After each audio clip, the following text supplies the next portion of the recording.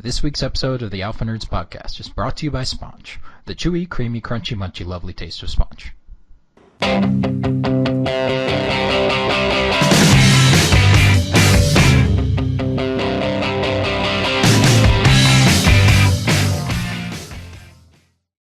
Welcome to another episode of the Alpha Nerds podcast, the only podcast that'll make you LOL from A to Z. I'm Pete. I'm Bart. And today we're going to talk about stuff that starts with the letter D. D! D! Dice, dragons, demons. Dungeons. Something that's not in D&D. Dreadnoughts? A deer, a female deer. Okay, we gave it a good shot. We did. So every week we have a few honorable mentions, topics, characters, whatever, that also start with letters. So Pete, why don't you kick us off? All right, so my honorable mentions, things I really wanted to talk about, but I could only choose one. I got Death of Superman, Dragon Ball Z Abridged. Not the full series, just the abridged ones, because Team 4-Star cares about what I have to do with the rest of my day besides, watching anime. They also help out with that by just not really making the show. Yeah. Although they're not as bad as Little Karibo, because I remember one of the jokes in Yu-Gi-Oh was abridged, but it got to the credit scenes was Yu-Gi-Oh! Abridged comes out every Thursday, and then the voiceover goes, "Ha ha, no." Yes. So let's see. Doctor Who, Death Note, and Dredd. Not Judge Dredd, but the remake, the one with Carl Urban. That one's really good. It was shockingly good. Started thinking this is just gonna be an action movie that takes place all in one night, and it's just gonna be a lot of violence. And don't get me wrong, it was a lot of violence, but it was good. Yeah, I called that my Metal Gear Solid movie, because I'm never gonna get a Metal Gear movie, and I'm okay with that. Right. And but Carl Urban just scowls the best. Oh yeah. The whole time, I don't know what he was thinking of to get that amazing frown. Maybe he was just thinking maybe he was thinking of the first time he went to see the Phantom Menace. I don't know. That's messed up. Yeah, that's what would give me a scowl. Anyway, also, Death Note. I watched the Netflix Death Note movie. Oh, what do you think? Meh. It's fun if you don't take into account the anime or the manga. So if you're coming in just completely blank, it's good? Basically, yeah.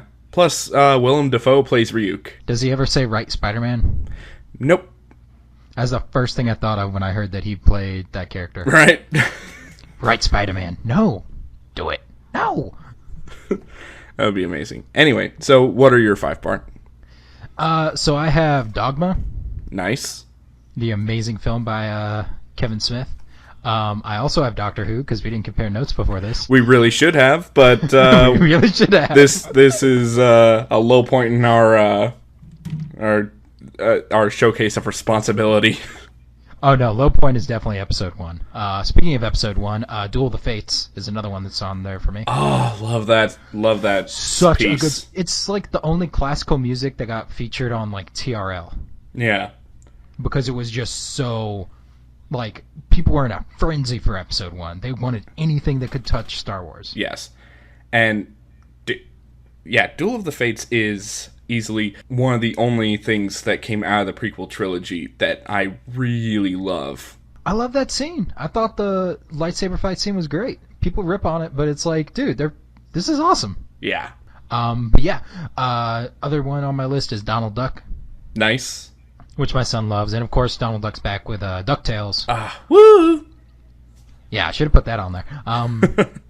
Well, we're still talking about it, so that works. Yeah, while, that show sounds like it's really good. Everything I've heard about it says people are saying it's great. Disney actually hosted the 2-episode pilot on YouTube. Oh, so you can just go watch it for free, and it is awesome. David Tennant kills it as Uncle Scrooge. I think I might watch that. Dude, it's amazing. And the last one for me is Dune. Nice. Pete, what do you know about worms? Worms are bad. No, worms are good sometimes, especially when you ride them. Worms are good when you're riding them, but most of the time worms are bad. Yeah, they won't notice if you walk without rhythm. Yeah. I love that they took that little like throwaway line from the like 80s movie and Fatboy Slim made a whole song about it. Yeah, that was great.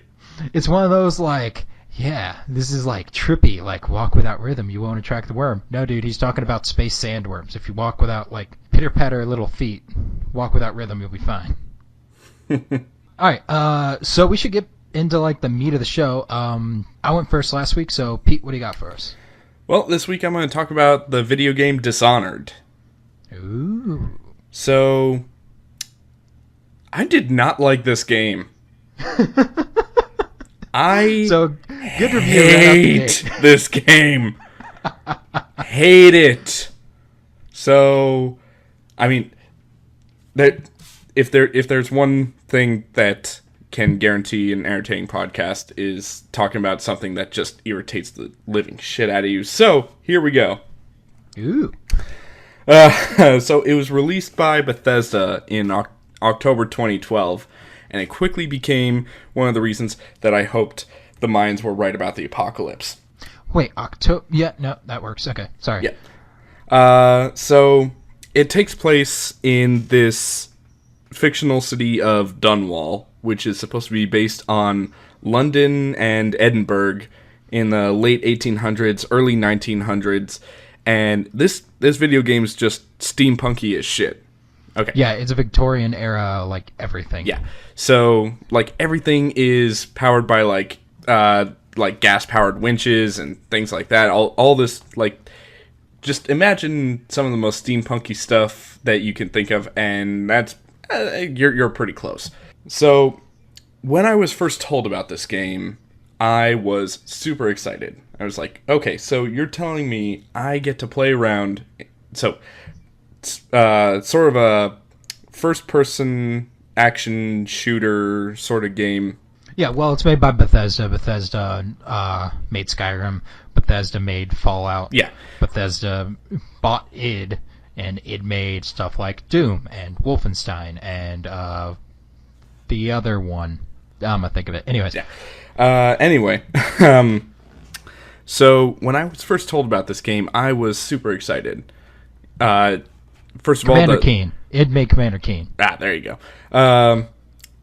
So the setting is really steampunky, which I love. I'll eat that shit with a spoon. I do not give I don't give a crap. Then they say like, oh, there's also like you also get magic powers and stuff, and it's they sold it like it was a first person Assassin's Creed with steampunk magic, and I was like, sign me the fuck up.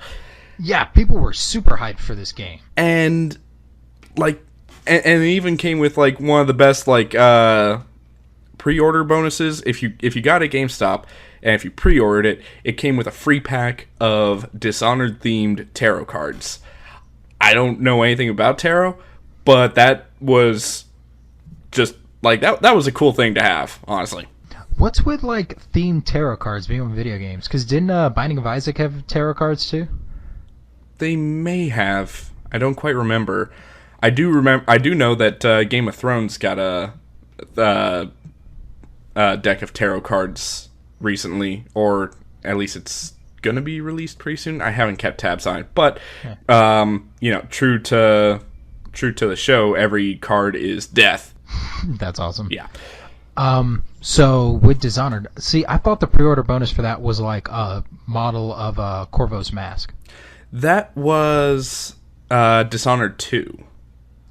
So yeah, you got a model of Corvo's mask if you pre-order the special Fancy Pants edition of Dishonored 2. So the story begins where you play as Corvo, who is like the head bodyguard of the Empress of Dunwall, which is the capital of the Empire of the Isles. They don't talk about any of the other isles, just Dunwall, so whatever. They could have just said, Empress of Dunwall. But no, Empress of the Isles. Okay. So, story begins, you get a good enough view of some of these characters you've got a Lord Regent that looks at you like you're trash, and he's like, ah. They can't lay on the oncoming backstabbery thick enough.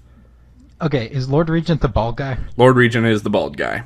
Okay, I remember him. Yeah, that was just waiting in the wings to kill you. Oh, God. He cannot make it any clearer.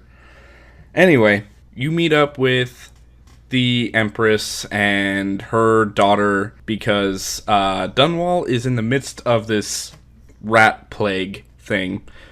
And you are just coming back from a mission to another place in the world that might have had an idea of how to cure it, but you didn't. They didn't have anything.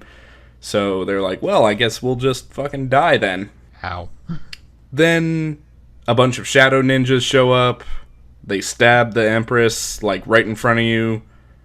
And then they all disappear after kidnapping the Empress's daughter. And then you get blamed for the murder. Keep in mind that there is none of the Empress's blood on any of your tools, but they're just like, hey, you were near this dead body when we found the dead body. That's all the evidence I need. Well, to be fair, you are covered in the blood of, like, all the shadow ninjas you killed. True. And they don't have, like, I'm guessing forensics isn't so great in Victoria-era Lingen. True. In Victoria-era London. Lingdon. Who's Lingdon? Anyway, yeah, evidence aside, the whole thing was designed to basically pin the murder on you. So you end up going to this steampunky jail and, you know, awaiting execution, yada, yada, yada. You know, this was basically just one big sort of military coup to overthrow the government and blah, blah, blah.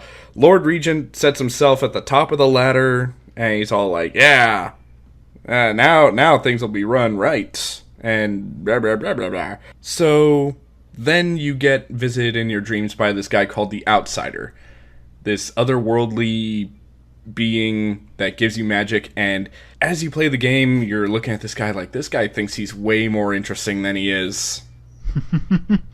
Like, he's just got that fucking arrogant sense about him that you just want to smack the shit out. Like, okay, you remember, did you watch Iron Fist? Yes, I did. Okay, you remember Bakudo? Yes. He's basically Bakudo. You just want to punch him in the face every time he opens his mouth because he thinks he knows everything, and, you know, and, like, you know, maybe you do, but, you know, just stop being such a fucking dick about it. Dude, Bakudo, like, never felt in charge. He felt like he was the guy who was told he was in charge. Versus Madame Gao, who, at least in Daredevil, was in charge. Daredevil, that's another D that we could have done, but...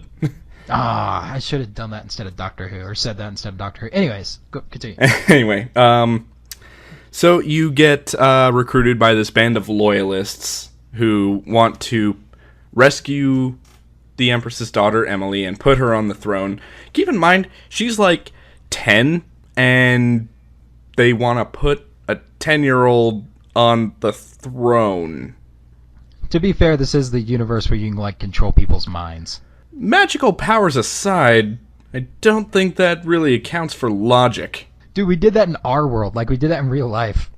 It's like, yeah, you're in charge now. But, here, your uncle's just gonna, like, be next to you the entire time, actually rolling things. Yeah, pretty much. So, you know, you got, and pretty much every character has a just extremely steampunky Victorian era name. So you got Admiral Havelock and wow, that's a good one. Yeah, Piero Joplin, who is an inventor. Like he makes Corvo's signature mask that works also like a pair of binoculars, which is as steampunky clothing goes, that is an awesome mask. It's too bad that you spend so little time actually seeing it in the game. Yeah, you see it like once, and they use it for the cover. Yeah. Which, it is kind of weird. It's like, oh, you're not so good at killing people. Here's your creepy serial murderer mask. Yeah. So, and then you have probably one of the only likable characters in this game is the ferryman, Trevor Pendleton. I didn't like the ferryman. I thought he was a jerk. Really? Dude, I thought, like, you know, him being super straightforward about everything, like, he didn't give a crap about, like, you know, if, like, oh, did I hurt your feelings? Well, too bad. All I have is this tiny little fucking boat. As you paddle through, like, the ruins of civilization. Yeah. Because that's, like, a jacked up part of the island. Yeah, so he drops you off at the beginning of every mission, and it's a tiny boat. It's basically a rowboat with a motor on it. So just like, you know, a fishing boat, basically. Like, that's all he has. So he doesn't have any room to give a fuck. There's no room in the boat. And they don't take up that much space, but still. Anyway, so what really irks me about this game, besides, you know, freaking the call to adventure being in the form of this schmuck that I just want to smack in the face, the whole time they're calling you an assassin. Now, I wanted to make absolutely sure what that implied. So assassin comes from the Italian assassini, which means murderer. So pretty sure that means if somebody calls you an assassin, they're like, okay, you're not gonna be baking bread, you're gonna be killing people. I want to make that absolutely certain. Make that perfectly clear. So, and just history lesson. Assassin came from the Arabic of the Hashashin, who were actually an assassin's guild. Hence why the first Assassin's Creed takes place in the Middle East. All right. Well, there you go. Yeah. Good. That was oddly specific for being on the spot, but yeah. Well, you learned stuff. That was very cool. Very cool. Gold star for that. So, they keep calling you an assassin. Now, the draw that drew a lot of people towards this game was that you could play however you wanted, and like your gameplay, not any like big one or the other decision would determine your ending. So there are multiple endings. Well, there are I'll say 2.5 endings, because there's a good ending and there are 2 variations of the bad ending. Oh, I did not know that. Yeah. So if you want the good ending, you have to not kill people very much, which sucks, because this game is super hard in that game. This game is built around killing people. Like, you have so many ways of killing people. Like, you have some non-lethal methods of taking people out, and that's limited to, 10 sleeper darts that, good luck getting a refill on those mid-level. And you can also sneak up on somebody and, put them in a chokehold until they pass out. So, the way they justify, killing random people and, being like, oh, that's how you get the bad ending. So, the plague in Dunwall is spread by rats. Rats feed off of dead bodies. So, if rats are able to feed more, they're able to have more little rat children and spread the disease, and then et cetera, et cetera. Yeah. Now, that would be great, except the game counts when you knock someone out non-lethally as a death. Wait, what? Yep. Somebody hits the ground and they stop moving. It doesn't matter if you put them down lethally or no. The game counts it as a fucking death. That's such BS. No, I didn't know that. Oh, dude. So, I thought I found a way around this, because there's a magical upgrade where whenever you kill someone, they turn into ash and disappear. I thought, aha, rats can't eat ash. Well, guess what? In this game, apparently they can, because they just keep coming. And yeah, well, you see the in-between levels they give you, and it's the only time you can see it is your little chaos meter. Yes. Which I freaking hate that. So high chaos equals the bad ending, low chaos equals the good ending, etc. And BS dual morality systems that have been awful in every game. Yes. Every major mission you have where you have to basically kill or otherwise disable some conspiracy conspiracyist, conspirer. Yes, conspirer. Conspirator? I'm gonna speak words properly one day. So basically, you're just going on this revenge trip, trying to find where Emily, who is the Empress's daughter, is being held captive, and the whole time you're just murdering these people who conspired to have you framed for a murder. So, when you do, you have the option to kill them or just deal with them non-lethally. Honestly, some of the non-lethal ways of dealing with these people seems like way harsher than just a death. What do you mean? So, alright, let's start with the first mission, the Lord Regent, who you run into. I think it's the first mission. Anyway, so you have the choice of killing him or branding his face with the mark of a traitor. Because apparently that's how they number their prisoners in Dunwall. It's not like a random serial number. It's you're branded with a mark that denotes your crime. Kind of like how they put like a P on pirates back in the day. So, where do you put the brand? Right on his face. Like melting his eye. So, now he's blind in one eye, and also his face melted a little bit, and now he's branded as a traitor, and he'll probably be put to death, like, later on, because, you know, he's been found as a traitor by the infallible system of body marking. Yeah. Which, to be fair, like, in order to get that ending, you have to, like, earn it. Because you have to, like, go and, like, find... I think you have to find the brand, like, rod, and you have to actually find the, like, brand tip.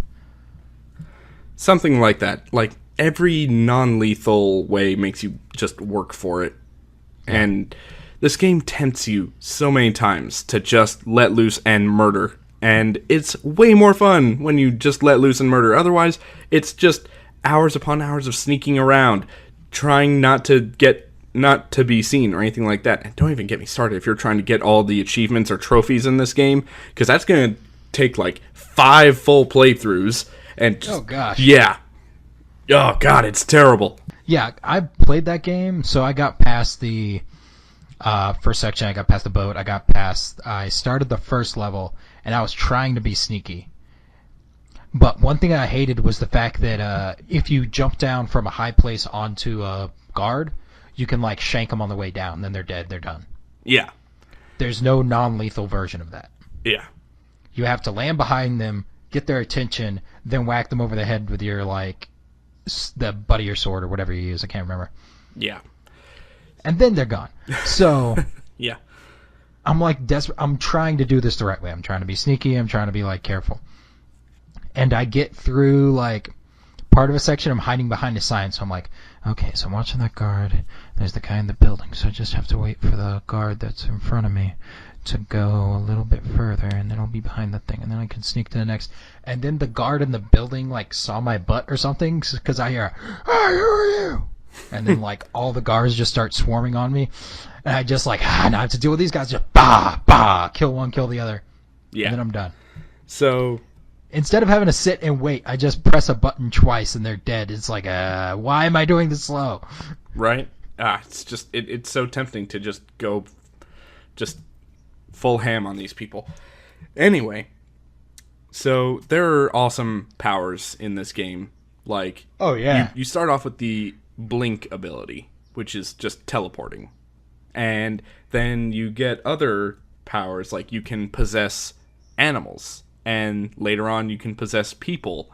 And further than that, you can stop time. You can summon a swarm of rats.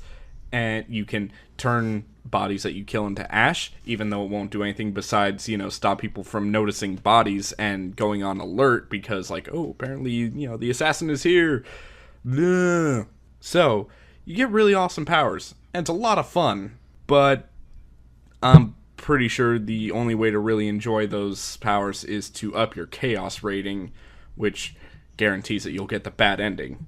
Anyway, another one of the quote-unquote non-lethal ways to dispatch your would-be dispatchers, there are these two twins, one set of twins.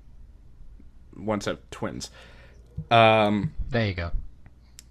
So they own like all the mines in the Empire of the Isles, and this is basically like the game's way of saying like, oh yeah, in this fictional setting, there's like forced labor and slavery and stuff like that.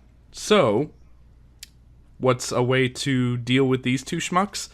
Well, you make a deal with this one guy with an also very steampunky name. His name's Lockjaw. And nice. You knock out these two guys, and you basically tell Lockjaw where they are, and he says, I'm going to shave their heads, and then I'm going to cut out their tongues, and then I'm going to sell them into their own mines, where they'll just swing a pick at rock all day, every day, until they die. Okay, you're right. Yeah, the non-lethal ways are way more brutal than the lethal ways. Hang on, because that's not even the creepiest one. No? No.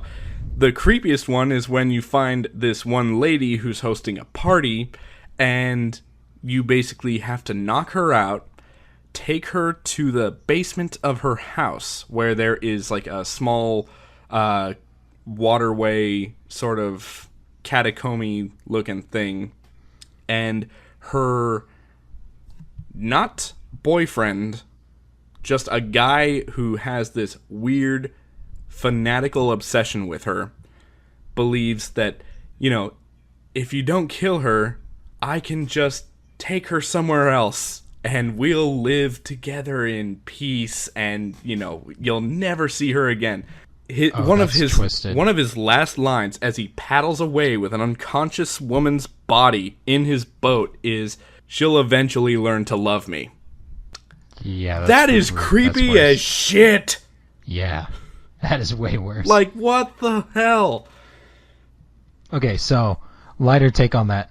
You were saying you have to knock her out and take her to her basement? Yeah. I imagine there's, like, the actual way in the game is you have to wait until she walks close enough to the basement door and nobody's around, knock her out, and then, like, drag her body back. Well, first you have to find out, like, which person she is, because the party she's hosting is a masquerade ball, and there are two, like, okay, there are three sisters, and they're all dressed the same, but in different colors. Now, there's one in black, there's one in white, and there's one in red. I'll give you one guess as to who the target is. Red? Red. Yay. But they make you have to, like, ask about it, where it's like, oh, lady so-and-so, oh, her favorite color was always scarlet, like a warm brandy or something like that. It's just, come on, guys. Yes. Okay, how I'm seeing it is instead of, like, distracting her and knocking her out and, like, quietly shuffling her away, you take her out upstairs and then have to, like, Weekend at Bernie's dance this, like, unconscious woman down through the masquerade ball. Just da da da. See, hello, how are you? That would have made this game way better if you had to Weekend at Bernie's it. But no, you basically just, like, lure her towards the basement, and once you get out of view of everybody else, you knock her out, and then you just kind of schlep her unconscious body down to the wine cellar and wish the happy couple a fond farewell. And it's just, oh god. Yeah, that's creepy as all heck. Ugh. If you manage to go through the whole game, not killing anyone, not knocking anyone out, because apparently that counts as a kill, and doing the non-lethal ways to take care of all of your targets, you get the good ending. Like, good for you. You played this game as little as possible. So, the good ending is like, oh, the loyalists who basically, you know, set you on this path of murder and devastation pulled a fast one on you. They, after you retrieve Emily from I think the twins were the ones holding her captive.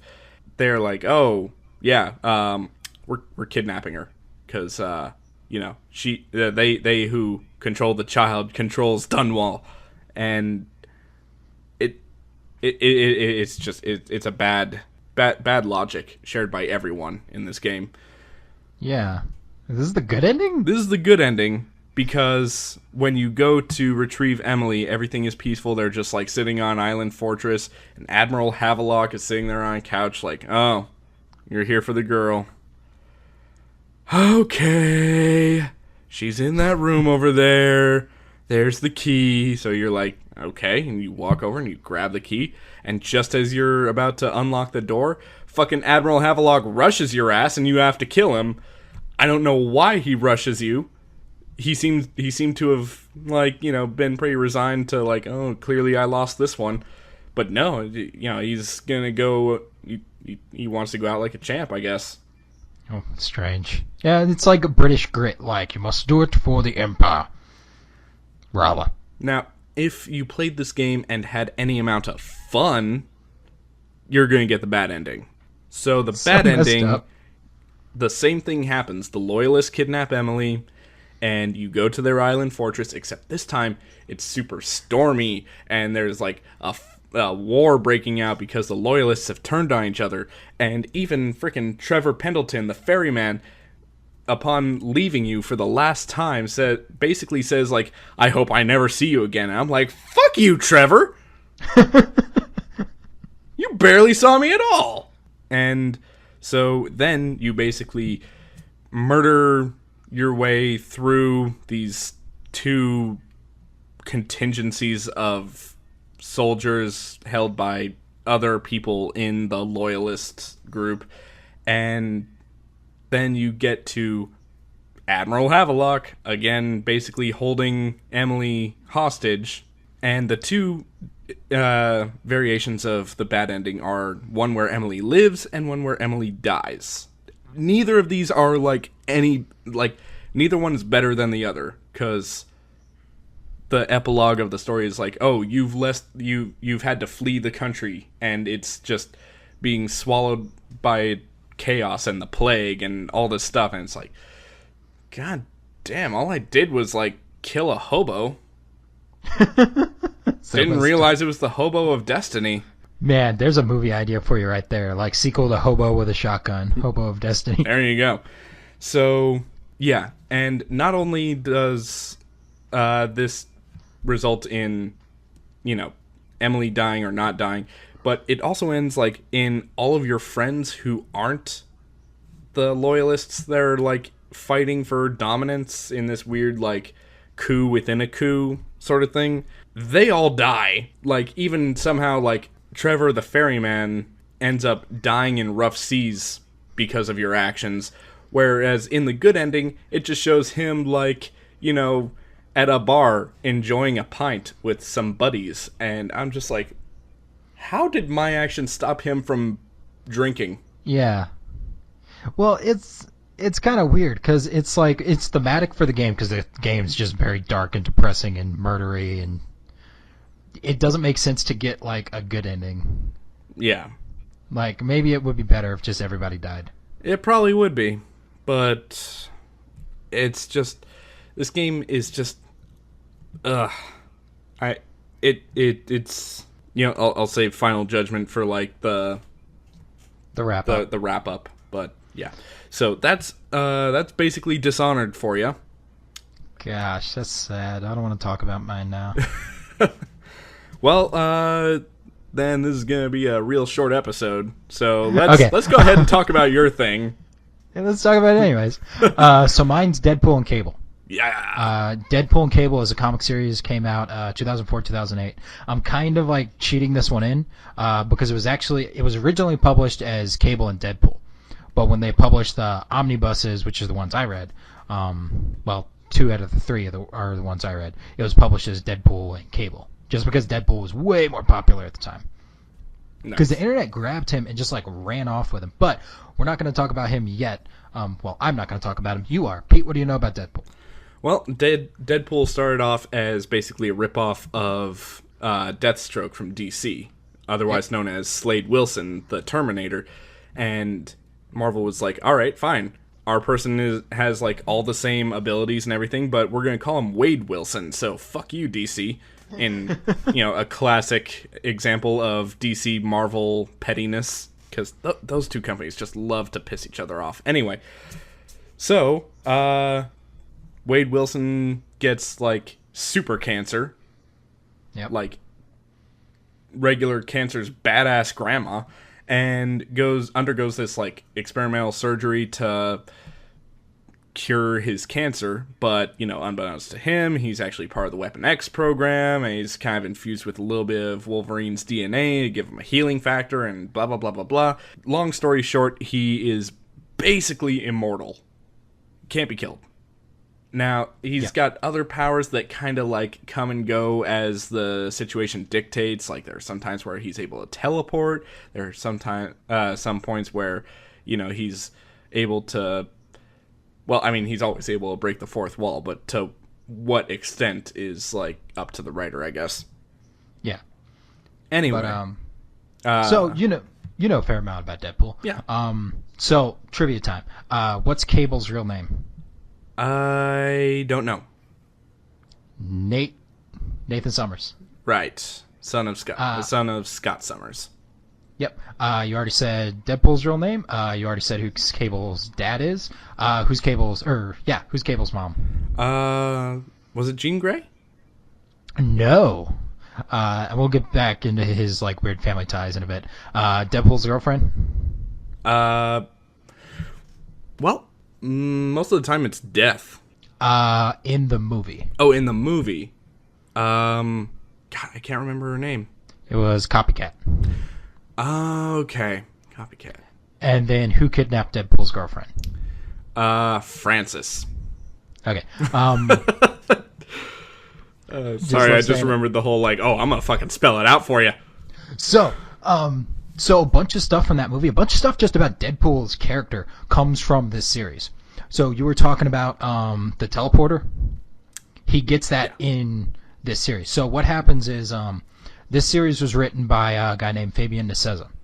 So when Deadpool was first created, one of the editors told Rob Liefeld, the insanely successful artist of the X-Men at the time, hey man, make me a new character. So he puts out Deadpool. And Fabian Nicieza looks at it and says, this is Deathstroke. Why'd you just give me a rip-off of Deathstroke?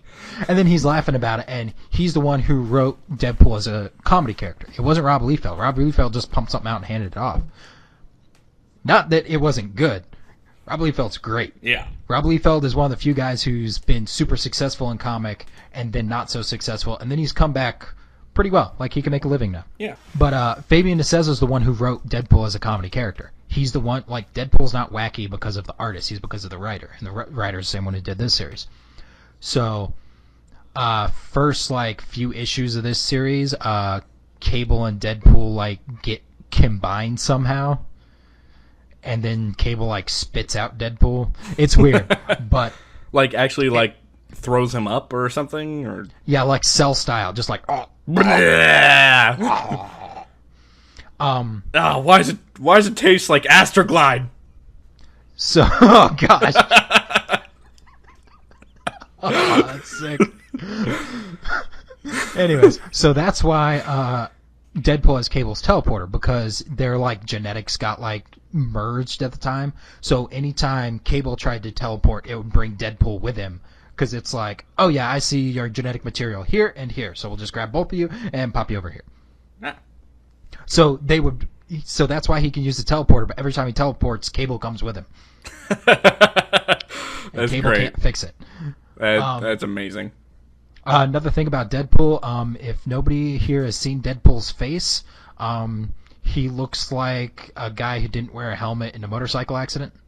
He looks like he looks like somebody whose face has cancer, and his face's cancer has AIDS, and the face's cancer's AIDS have crabs, and the crabs are racist. He looks like a golf ball. A golf ball that went to Vietnam. Yep. That's my favorite. Yeah. So back to like the main characters. You have Cable and Deadpool. Cable, I first saw and fell in love with Cable in like the Marvel vs. Capcom game. Yeah. Maybe it was Marvel vs. Capcom 2. Just big, bulky guy, like silver hair, just ah! He has two eyes, like most people have, but he has the glowy eye, and then he has the scarred eye. He has two hands. He has the normal hand, and he has the metal hand. Right, because he's basically like down the middle human metal, right? No. No?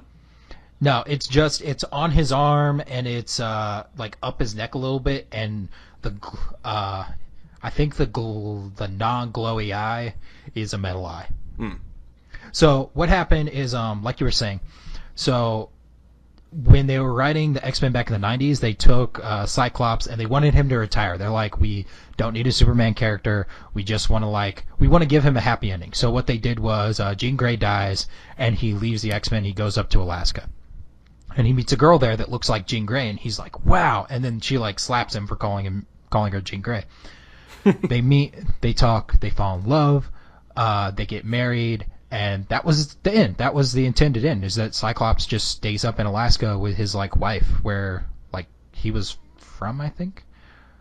And they're just going to stay there for the rest of their lives. And that was going to be a nice ending for that character. But did the fans want him back?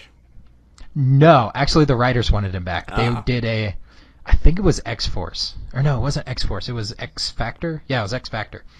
Where they got the original X-Men team back together. So they got Archangel, they got Jean Grey, they got Cyclops, they got Beast.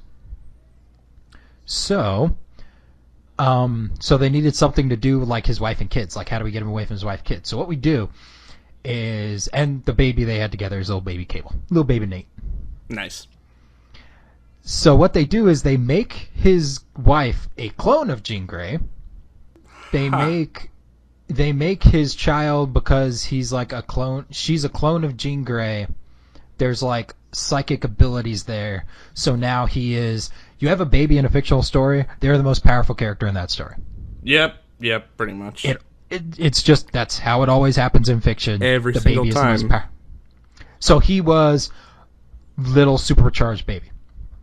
So things happen. Apocalypse, the big like bad guy, comes. And he infects Cable with a, what do they call it? He infects him with a virus. Mm-hmm. And the virus is causing his arm to get taken over. Right, because, like, isn't Apocalypse's whole shtick, like, basically unlocking the potential of mutant DNA? So it's basically like, oh, this is my final form sort of thing, right? Right. Well, he's just trying to, because they stopped him from doing bad things, they were just trying to get rid of him.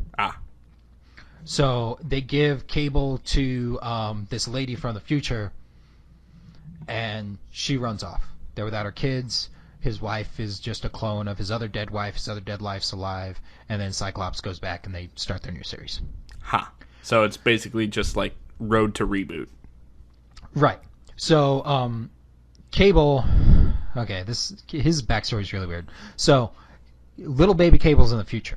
So, the lady who took him is actually his sister from another dimension, because this is comic books. Mm-hmm. So she clones him, and now we have the clone baby who doesn't have a virus, and we have a normal baby who does have the virus. So she's gonna like chuck little like garbage metal baby into the trash can, but not even putting him in the recycling. That bitch. Yep.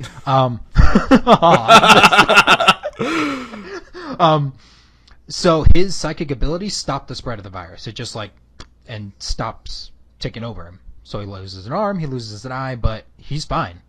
Right. Like, he's back to normal. So she's like, oh, well, now I have two babies.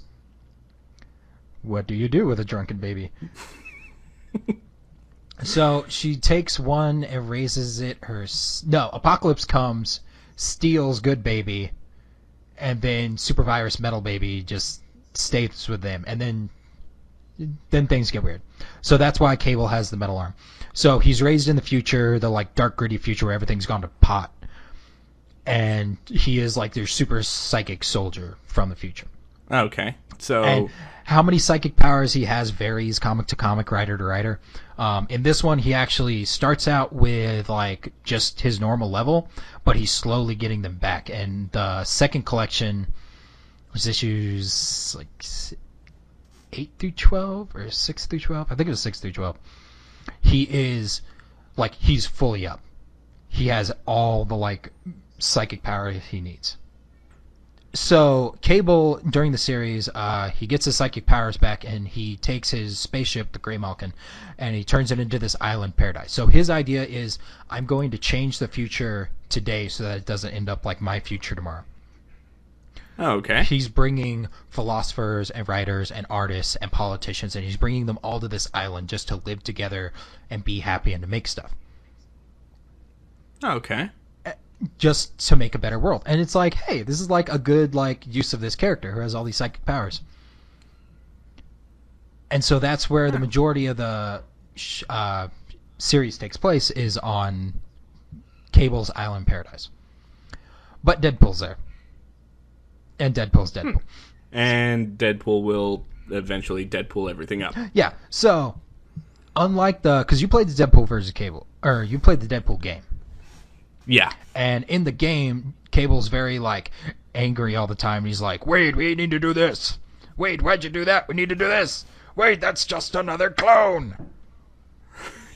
Yes. He's angry all the time. In the series, he's not really angry. He's more of just, like, quiet and reserved. And just, like, they basically turn him into Batman from the old cartoon series, where there's a bunch of moving parts at any given time, and he's keeping track of all of them.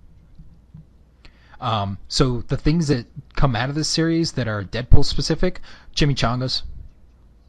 There's a panel where he's walking down hallways being like, I don't really like chimichangas. Just like saying chimichanga. Chimichanga, chimichanga, chimichanga, chimichanga. I remember seeing one panel, he had like a similar thing about duct tape. Yes. I love duct tape. I love the sound it makes. I love how it tapes things. I love saying it. Duct tape, duct tape, duct tape. So, I'm gonna spell it out for you. That came from this series. Nice. Because, yes, you told me about that after we saw the movie. Yeah, because Deadpool like guts a guy and like pulls out his intestines, and then he like writes a name. Then he goes up to Weasel's apartment. And he's like, "Hi, Weasel, look out the window." You spelled my name with his intestines. Yeah. Oh man. So, is there like more to Deadpool and Weasel's friendship that goes like beyond what the movie showed? There's actually less. Like Weasel's just kind of like there, and yeah. Oh, really? They don't really go into like their friendship. It's just like, "Hi, Weasel," like because Agent X was trying to kill Weasel because Weasel got hired to write a program.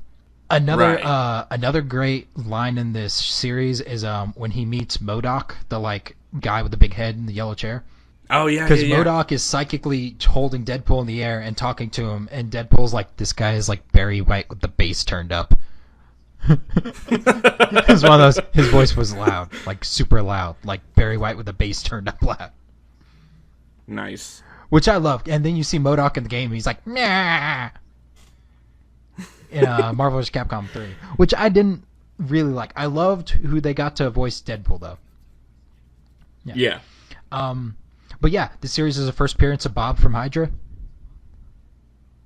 Yeah. Oh, nice. Yeah, that's right. Yeah. I remember now. Like, most of what makes Deadpool, like the funny bits, the little references, they come from this series that nobody's heard of, that was only around for 4 years. Yeah, it's 2004 to 2008, but it's like, it's great. So my favorite part is issue 2. It's when Cable sets up his island, the governments of the world are kind of suspect.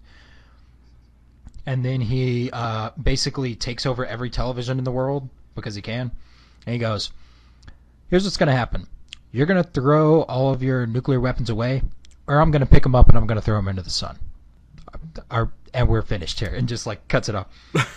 So everybody's like panicking. So X-Men, best dad in the world, Scott Summers, baby abandoning Scott Summers, leads... Baby abandoning so that he can tap that clone wife. Yeah, the weirdness there. He leads a team to go in there to like go kill Cable. It's like, what's wrong with you?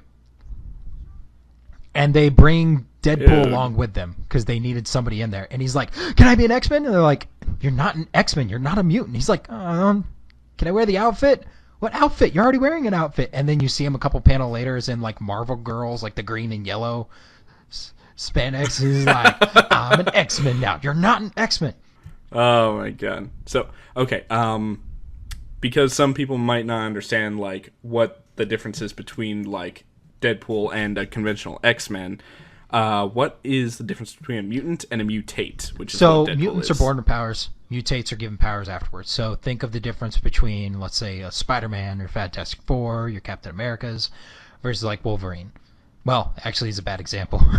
Or Wolverine like had like the ability, like all that they really gave him was the adamantium on top of that. but so cool. So cool. Like he's the best character in like the Marvel universe because every team has at one time had him there. Yeah. So how the series pans out is, or how that issue pans out is the X-Men go to stop him. Cable ends up talking about him being like this doesn't, like all I'm doing is making people safe. And then being like, okay, and Deadpool being like, or no, there's a scene where Wolverine and somebody else are like walking towards like Cable's like throne room, for lack of a better term. Yeah. And they get through the door, and as soon as the door opens, Deadpool just shoots both of them in the back of the head and like, Nate, I brought people. Because it's Deadpool. Yes. And then because the X-Men have failed, the world governments are freaking out, and they send in the Silver Surfer. And there's this awesome scene where the Silver Surfer is just wrecking house on Cable. Damn. He is just like, there's this awesome scene where he just like drives him into the ground and does that like trail thing. Oh, See yeah. the wreckage. So what happens is Silver Surfer basically beats the psychic powers out of him. He makes him just burn out all of his powers. Damn. It gets him to such a weakened state that Deadpool takes the teleporter and teleports the psychic ability part out of his head. Huh. So now Cable is back to just being Cable. Huh. But Yeah. he's still like metal. Yeah, still metal and still all that. Just no longer psychic. Yeah. And then so this is a great series. Like there's a bunch of C-list villains. It's not a grade A material, but I really like it because I really like Deadpool and I really like Cable, and this is the best version of them. Nice. But towards the end of the series, what happened was they wanted to do the Messiah War like arc. And how Messiah War worked is all the mutants in the world lost their powers. Because of, well, this was before, like, during, I think it was Age of Apocalypse. All the mutants on the Earth lost their powers. So everybody, yeah, or 99% of them. Because you slowly find more and more. Anyways, not going to badmouth comics right now. All the mutants on the powers all the mutants on Earth lose their powers. So there's the first child born after all the mutants lose their powers. Like, she's the first mutant back. So if people who, like, she has an X gene, and people want to kill her, and Cable is sitting there to, like, take her and, like, get her safe, and Bishop's trying to, like, kill her, because if he kills the mutants, then there's no more mutants, there's no more dark future where Bishop's from. And Deadpool's trying to save her because mutants are going to happen no matter what, so we have to protect what we have. Right. But they wanted to use Cable for this, so they're like, well, what's he doing now? Oh, he's in this little side project. They're like, well, we should just get rid of that. And so the last 6 months of the series is all just Deadpool.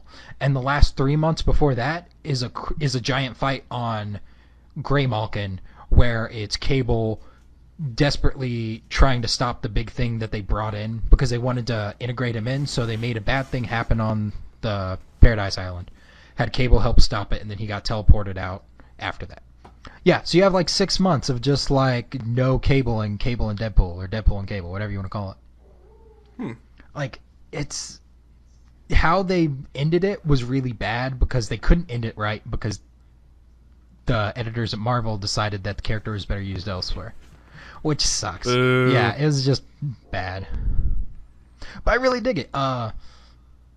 There's an appearance from T-Ray, who is Deadpool enemy, who's supposedly the actual Wade Wilson. Huh. So this guy says that Deadpool's not really Wade Wilson. Deadpool showed up at Wade Wilson's house, killed Wade Wilson and his wife, took his name, and then left. Deadpool's like, this would be important if I remembered any of that. Because Deadpool's like, or some of the theories or some of the things, because it varies writer to writer who's right. Deadpool saying that it was his house and that this guy T-Ray came to kill them. And the weird thing about T-Ray is that T-Ray can think of the little yellow boxes. Except his are white. Like, T-Ray can break the fourth wall. T-Ray is just like Deadpool. He's just bigger and evil. Oh, and there was a Civil War crossover in the Cable and Deadpool series, which is great, because it's not that, like, we got to figure out what these other villains are up to. No, it's just Cable trapping Deadpool in a warehouse, finally knocking him out. They're like, what do we do with him? Wrap him up with duct tape. Use a whole roll for his mouth. A whole roll of duct tape. So, and there's an awesome scene where Deadpool's like in a chair. He's like, wait a minute. I can still think of the little yellow boxes. Ha ha, take that, Nate. I have to pee. I have to pee.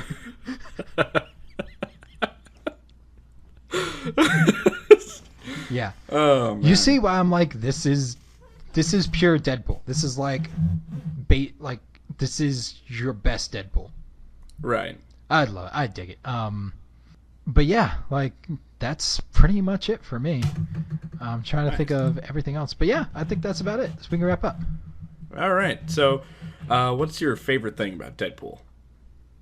My favorite thing is just the fact that he's the Bugs Bunny of the Marvel Universe.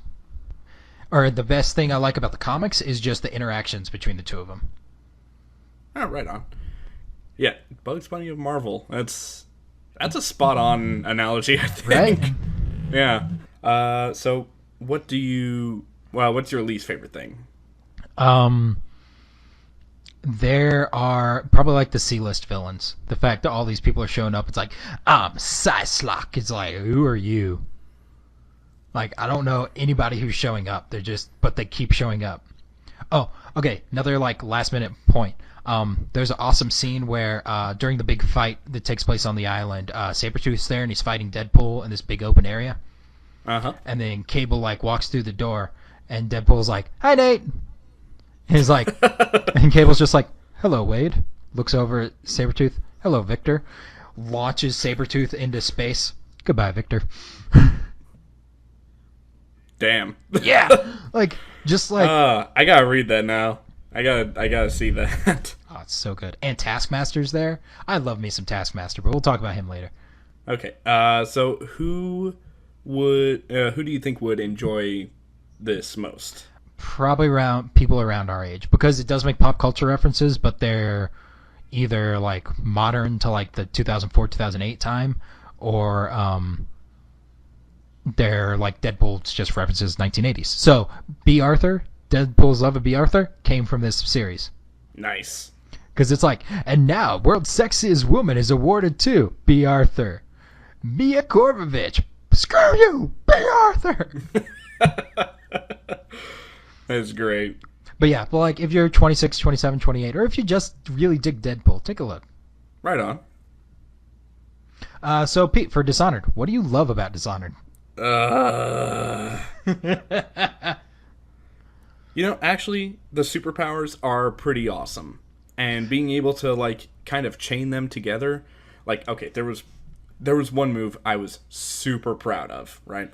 So, I get caught by these guards. Like, these guards spot me. And I have to make a hasty escape. So, I possessed one of them, ran off a ledge, stopped time, got out of that body, possessed a rat, let that body smack on the ground, and everybody thought I was dead. That's awesome. But apparently, as far as the game's concerned, I just hastened Dunwall's eventual demise.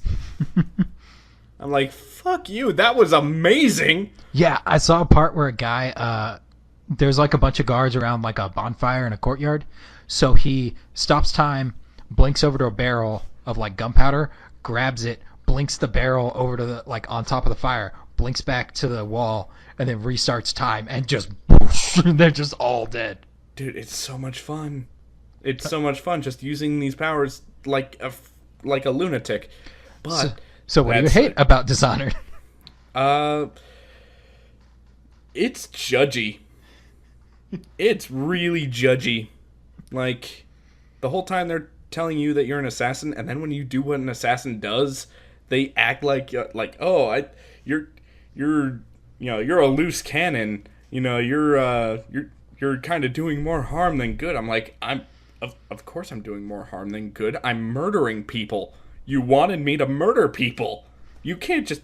And you're just sitting here, like, trying to figure out this conundrum that they just presented to you, this logical paradox where it's like, you're an assassin, but try to be nice about it. So I'm like, okay, I'm sorry, I can't cuddle people to death. You're just sitting there on a pile of rats and dead bodies. You wanted this! You made me this way! With your, like, slow-breathing serial killer mask, just... Like, that's the weirdest part of that game. And who is Dishonored a good fit for? Let's see. Because you can only really play it on PC. They didn't remake it for PS4, did they? Yeah, they did. Oh, never mind. Yeah. So, eventually it came out for the PS3 and the Xbox 360, and then it got ported over to the PS4 and the Xbox One, and it's also on PC, and blah, blah, blah, PC Master Race, yada, yada. Anyway, I would probably say that if you're looking for a thankless challenge, if your idea of a fun video game is just like seeing how stealthy you can be, then go for it. That's if you want the good ending. If you're totally not attached to like which ending you get, it's a great game for people who just want to like try to be as creative in their murders as possible. Yeah. Well, not as possible, but with the parameters they give you. Yeah. So, if you want to do that and you're not too particular about what people call you because of what you did, go for it. All right, and that's about it for us this week. Thank you to OK Go for the use of their song Here It Goes Again off the album Oh No. Thanks for listening. Yes. Thank you very much, and bye, Sponch. Bye, Sponch.